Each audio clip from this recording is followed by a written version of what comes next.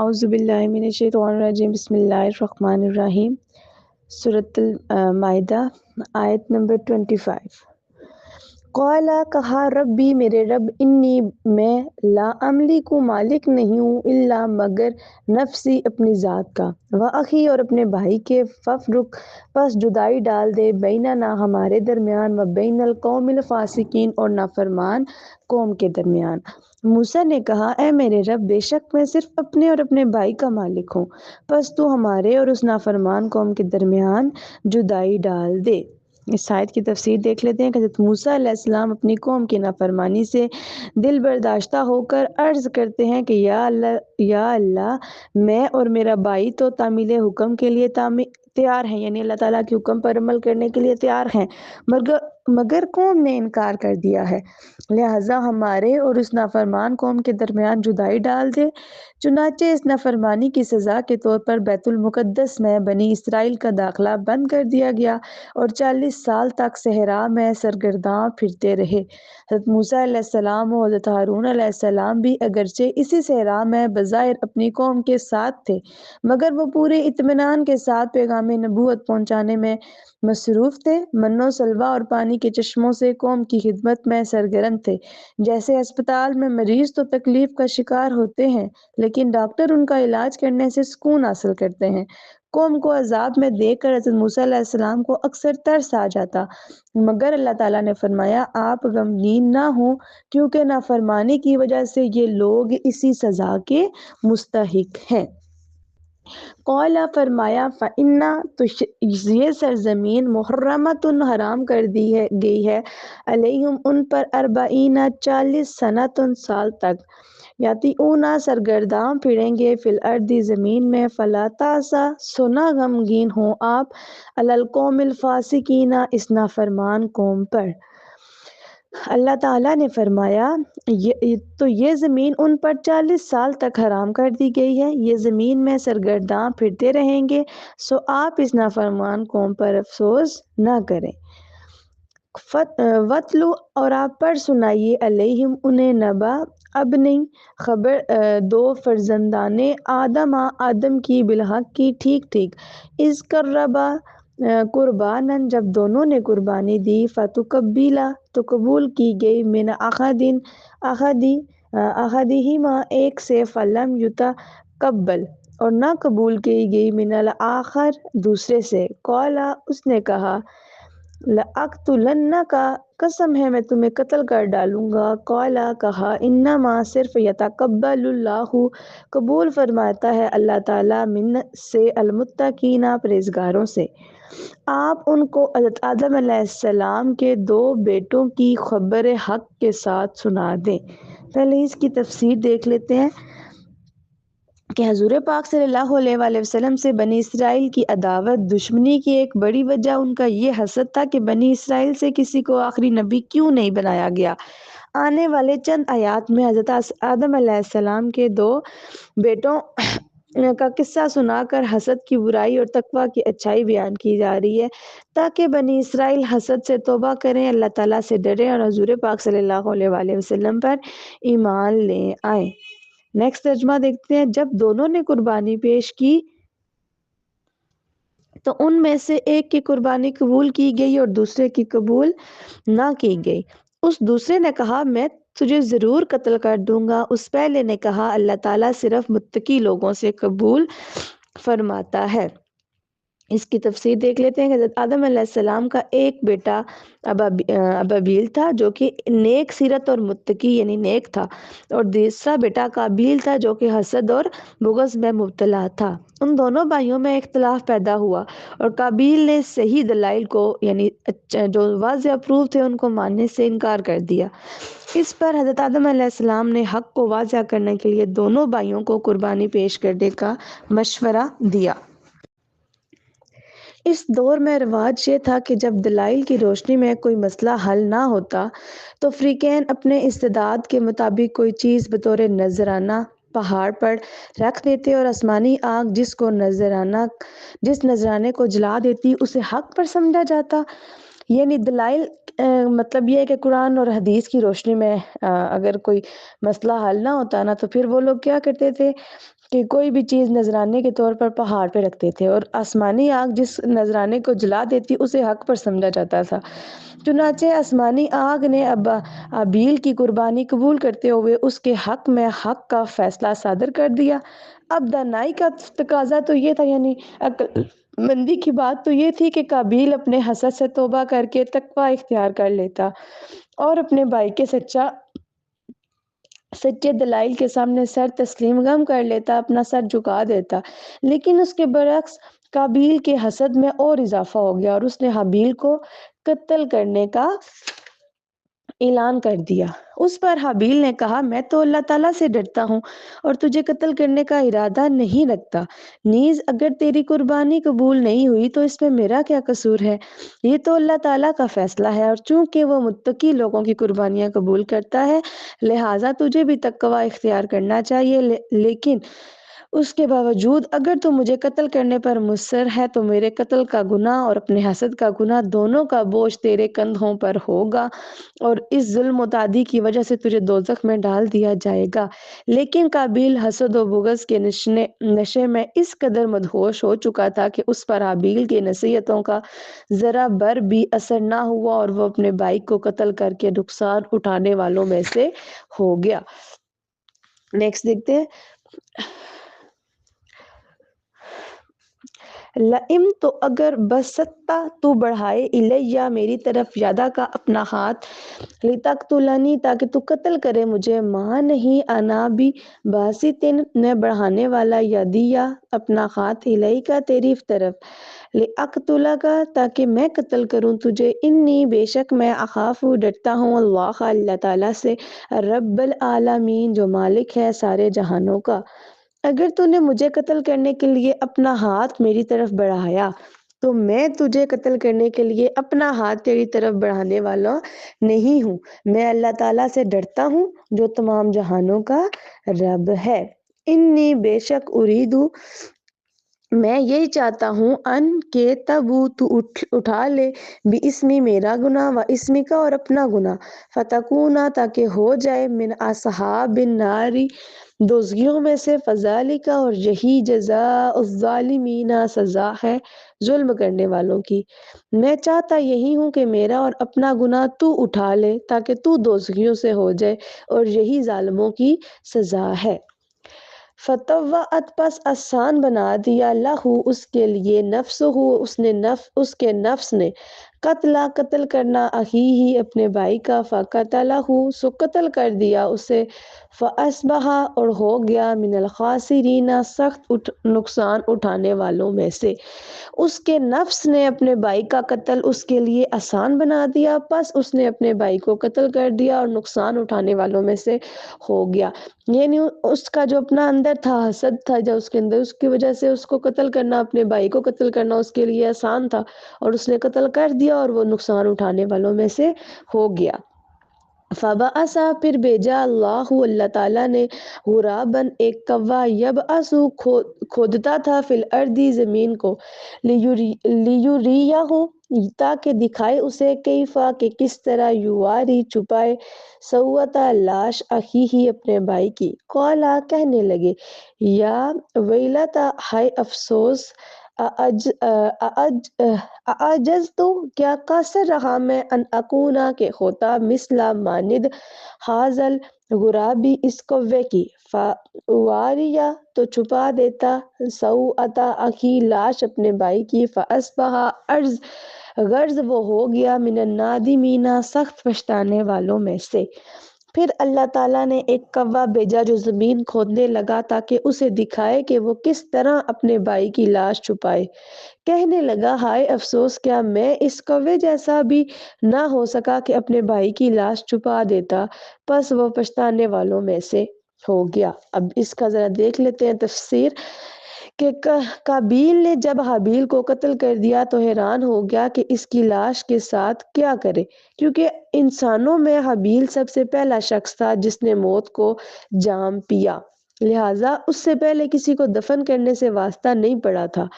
آخر کار اللہ تعالیٰ نے ایک کوے کے ذریعے اس کو دفن کرنے کا طریقہ سکھایا، یعنی ایک کوے نے دوسرے کوے کو قابیل کے سامنے قتل کیا، پھر اپنی چونچ اور اپنی پنجوں کے ذریعے زمین میں گڑھا بنایا اور اس میں مرے ہوئے کوے کو دفن کر دیا۔ قابیل یہ دیکھ کر اپنی نادانی پر شرمندہ ہوا اور کہنے لگا، میری سمجھ تو اس کوے سے بھی کم تر ہے۔ اگر کوا میری رہنمائی نہ کرتا تو حابیل کی لاش میرے لیے مشکل بنی ہوئی تھی۔ یہ چیز بھی آپ نے یاد رکھنی ہے کہ سب سے پہلے کون زمین میں دفن ہوا ہے اور اس کو دفن کرنے کا طریقہ جو ہے کس نے سکھایا تھا۔ نیکسٹ دیکھتے ہیں، من اجل ذالکا، من سے اجل ذالکا اسی وجہ کتبنا حکم دیا ہم نے علی بنی اسرائیل بنی اسرائیل پر، انہو کہ من قتلا جس نے قتل کیا نفسم کسی انسان کو بغیر نفس سوائے قصاص کے، او فساد جب فساد برپا کرنے کے، فی الارض زمین میں، فکانما تو گویا قتلا اس نے قتل کیا الناس جمیعا تمام انسانوں کو۔ اسی وجہ سے ہم نے بنی اسرائیل پر یہ حکم لکھ دیا کہ جس نے قصاص یا زمین میں فساد پھیلانے کی سزا کے بغیر کسی کو قتل کیا تو گویا اس نے تمام انسانوں کو قتل کیا۔ اب اس کی ذرا آپ تفسیر بھی دیکھ لیں، اور تفسیر سے پہلے یہ بھی بات ذرا سمجھ لیں کہ دیکھیں آپ قتل صرف دو جگہ آپ کو بتایا گیا کہ آپ کر سکتے ہیں، ایک تو قتل کے بدلے قتل جو قصاص ہوتا ہے، اور دوسرا اگر کوئی بندہ زمین میں فساد پھیلا رہا ہے تو اس کو آپ قتل کر سکتے ہیں۔ آج کل ہمارے معاشرے میں ایک اور رواج کیا بن گیا ہے کہ جب کوئی لڑکی یا لڑکا اپنی پسند سے شادی کر لیتے ہیں تو وہاں پر کیا ہوتا ہے کہ ان کو قتل کر دیا جاتا ہے، ٹھیک ہے، اور پھر اس چیز کو پروموٹ کیا جاتا ہے کہ اس نے بڑا اچھا کیا ہے، جس نے بھی ان کو قتل کیا انہوں نے بڑا اچھا کیا ہے کہ انہوں نے نا بے حیائی کو روک دیا ہے، ورنہ ساری لڑکیاں ایسے کریں یا سارے لڑکے ایسے کریں تو انہوں نے بڑا اچھا کیا ہے، یہ نا اس چیز کو پروموٹ کیا جاتا ہے۔ تو دیکھیں اگر یہ چیز ہوتی، اب وہ جو جس زمرے میں آتا ہے اگر تو نکاح کر لیا پھر تو وہ حلال رشتے میں ہو گئے، اور اگر وہ نکاح کے بغیر مطلب کوئی اس طرح سے ہوتا ہے، کوئی لڑکا یا لڑکی ملتے ہیں اور وہ پکڑے جاتے ہیں تو پھر جو اس کی سزا ہے وہ دینا۔ آپ نے پہلے سزا پڑھی ہوئی نا کہ زانی کی سزا کیا ہوتی ہے، اسلام میں تو ہر گناہ کی سزا بتائی گئی ہے کہ اس گناہ کی یہ سزا ہے، اس گناہ کی یہ سزا ہے، اور قتل صرف دو جگہوں پر جائز کیا گیا ہے۔ اس کے علاوہ آپ نے دیکھا اب اس آیت میں واضح حکم ہے کہ یا قصاص کے بدلے میں یا پھر زمین میں فساد برپا کرنے کے بدلے میں، آپ اس کے علاوہ نہیں قتل کر سکتے کسی کو ایسے ہی کہ جس نے کوئی اور گناہ کیا ہے تو آپ اس کو قتل کر دیں۔ ہم ایسا نہیں، اگر ہم ایسا کر رہے ہیں تو انہوں نے کیا کیا، کیا کہا ہے قرآن پاک میں، اللہ تعالیٰ نے کیا ارشاد فرمایا ہے کہ اگر کوئی ایسا کرتا ہے تو اس کا مطلب اس نے پوری انسانیت کو قتل کیا ہے۔ اب ایک بات کہ اگر تو جو لڑکی ہے یا لڑکا ہے انہوں نے پہلے مطلب لڑکے والے اگر رشتہ لے کے آیا، لڑکی کی بھی مرضی تھی لڑکے کی بھی مرضی تھی، گھر میں انہوں نے رشتہ مانگا، نہیں رشتہ دیا گھر والوں نے کسی وجہ سے بھی نہیں دیا، اور پھر لڑکی لڑکے نے بھاگ کر شادی کر لی، اگر تو انہوں نے شادی کر لی تو وہ تو ایک حلال رشتے میں بن گیا، اور پھر انہوں نے ایک جائز پہلے مطلب کوشش بھی کی کہ گھر والوں کی رضامندی سے ہو، گھر والے نہیں مانے تو انہوں نے اگلا سٹیپ اٹھایا، تو اس میں تو گھر والے ان کو کچھ بھی نہیں کہہ سکتے، مطلب نہ تو پھر وہ زانی زانیہ میں آتے ہیں نہ کچھ، اگر تو انہوں نے کوئی پہلے ایسا کوئی ریلیشن بھی نہیں تھا ان کا، جسٹ وہ اس رشتے کو حلال رشتے میں مطلب وہ چاہتے تھے کہ ایک دوسرے سے ان کی شادی ہو، اور پھر نہیں ہوئی، گھر والے نہیں مانا تو انہوں نے کورٹ میرج کر لی، تو اس میں تو وہ زانی والے زمرے میں بھی نہیں آتے کہ ان کو اس گناہ کی سزا ملے۔ تو پھر بے شک مطلب گھر والوں کی نظروں میں وہ برے ہیں، معاشرے کی نظروں میں وہ برے ہیں، لیکن انہوں نے ایک حلال ان کا ریلیشن ہے، ہم ان کو کوئی سزا نہیں دے سکتے، معاشرے والے یا ان کے گھر والوں کو کوئی رائٹ نہیں دیا گیا کہ وہ ان کو کوئی سزا دیں۔ تو پھر قتل کر دینا اتنی بڑی بات کہ آپ بیٹی کو قتل کر دیں، بیٹے کو قتل کر دیں، کس بنا پر ہم قتل کر رہے ہیں؟ اللہ تعالیٰ نے جب ہمیں یہ پرمیشن نہیں دی تو پھر ہم کون ہوتے ہیں اس چیز کو قتل کرنے والے؟ تو بے شک جو لڑکی ہے اس نے غلط کیا، لڑکے نے غلط کیا، وٹس ایور جو بھی معاملات ہیں وہ معاملات کے اکارڈنگ اس کو ڈیل کیا جائے، جو سزا اللہ تعالیٰ نے مقرر کیا وہ سزا دی جائے، نہ کہ اپنی طرف سے ہم زیادہ سمجھدار بنے اور جناب وہ کوئی ہم ایسی جناب اس کو قتل کر دیں کہ یہ جو ہے نا یہیں پہ ختم ہو جائے گا۔ اگر ایسا ہوتا کہ قتل کرنے سے وہیں پہ جرم ختم ہو جاتا یہ والا، تو اللہ تعالیٰ حکم فرما دیتا ہے نا، اللہ تعالیٰ قرآن پاک میں واضح حکم دے دیتے کہ اگر کوئی بیٹی بھاگتی ہے گھر سے تو اس کو قتل کر دو، تو ایسا تو کوئی حکم نہیں نازل ہوا۔ تو پھر ہم اپنی طرف سے سزائیں منتخب کرنے والے کون ہوتے ہیں؟ اللہ تعالیٰ کی ذات بری ہے۔ تو اسی وجہ سے ہم یہ تفسیر جو پڑھ رہے ہیں اس کا مقصد بھی یہی ہے، اور جو آپ لوگ پڑھتے ہیں اس پر آپ نے عمل بھی کرنا ہے اور اس کو یاد بھی رکھنا ہے۔ ساری باتیں نہ یاد رکھیں، لیکن جو مین پوائنٹ کم از کم آپ کو یہ تو پتا ہوگا کہ صورت میں ہم نے کیا چیز پڑھی ہے۔ تبھی میں آپ کو بولتی ہوں ساتھ ساتھ شارٹ نوٹس بنائیں، تاکہ کبھی آپ لوگوں کو کوئی بتانا پڑے، کوئی بات ریوائز کرنی پڑے تو آپ کے پاس کوئی چیز تو ہونا جہاں سے آپ ریوائز کر سکیں۔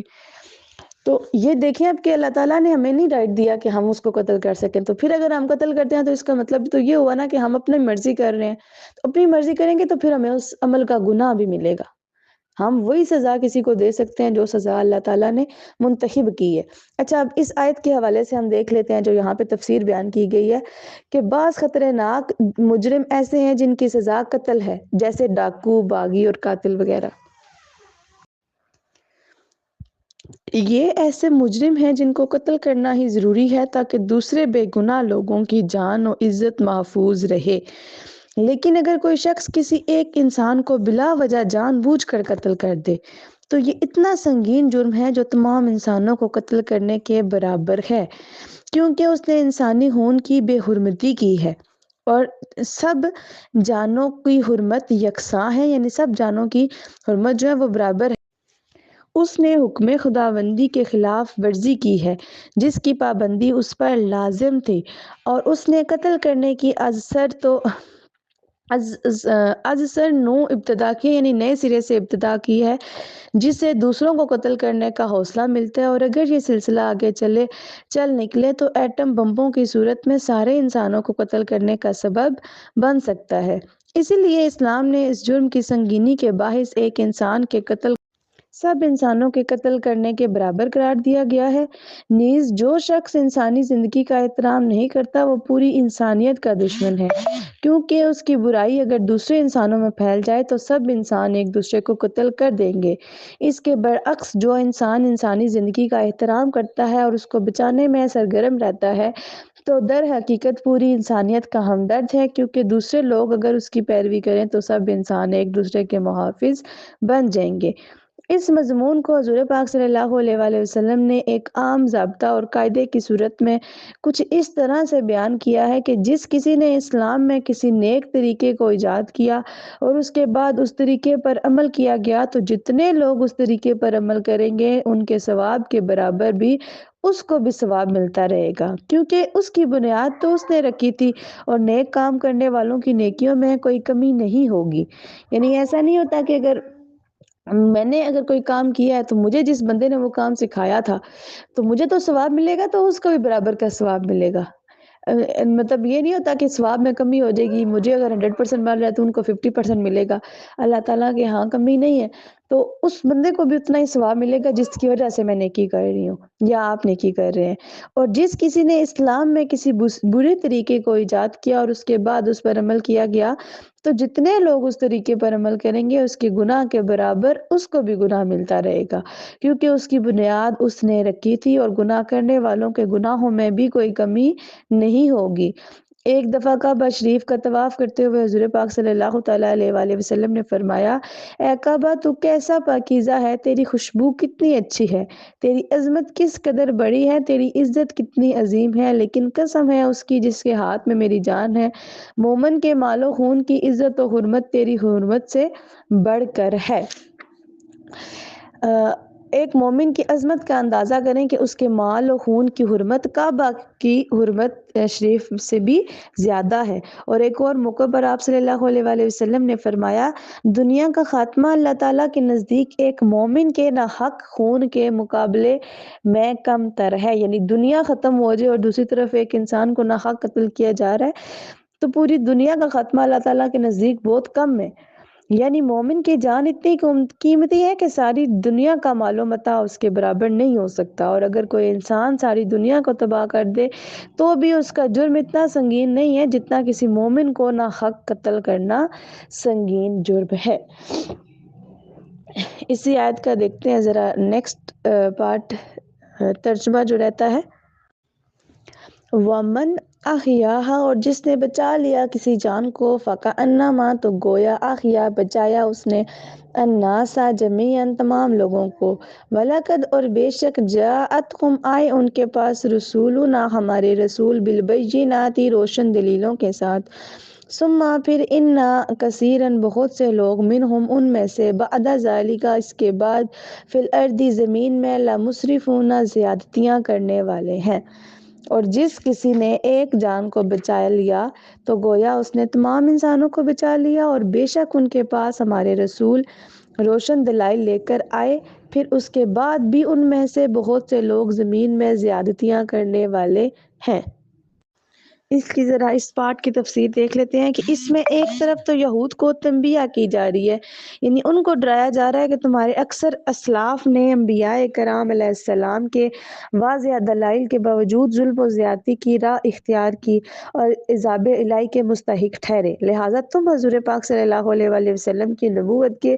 روشن دلائل کا انکار کر کے گمراہی کا راستہ اختیار نہ کرو۔ اور دوسری طرف حضور پاک صلی اللہ علیہ وآلہ وسلم کو بھی تسلی دی جا رہی ہے کہ یہود آپ کو قتل کرنے اور نقصان پہنچانے کی جو سازشیں کرتے ہیں یہ کوئی نئی بات نہیں، بلکہ اپنے انبیاء کرام کے ساتھ بھی ان کا یہی سلوک رہا ہے۔ امید ہے آپ کو یہاں تک سمجھ آ گئی ہوگی، باقی کچھ سمجھ نہ آئے تو آپ نے مجھ سے پوچھ لینا ہے۔ وما علینا الا البلاغ۔